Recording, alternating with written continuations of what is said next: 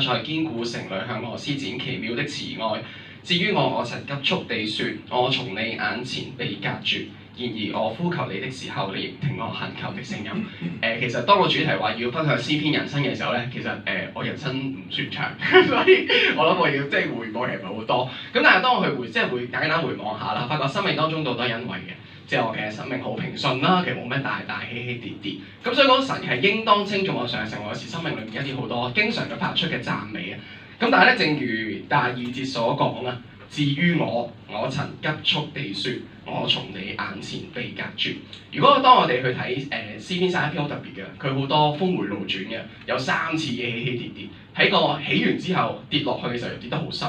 咁我哋係經歷到呢句説話所講啊，我曾急速地說。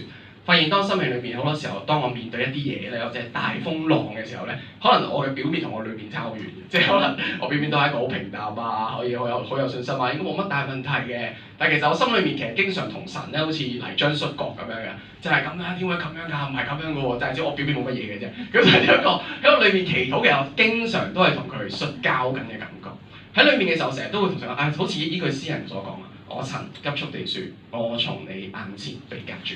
嗰種覺得神你都唔喺度啦，你邊有可能你喺度，邊有可能咁樣㗎？如果你掌管呢件事，邊有可能係咁嘅？嗰種感受其實好深嘅，深到一個地步，你認為嗰個先係現實。咁但係正如第22節嘅後半嗰兩個字，然而嗰下嘅然而咧，就讓我經歷到原來神係聽禱告。我發覺好多時候，當我每次喺個低谷裏面，或者當我係咁發出嗰種哀求或者嗰種好絕泣嘅時候咧，嗰個嘅然而就好似神透過聖經啦，透過詩歌啦，佢讓你再次聽翻原來，佢一直都聽緊。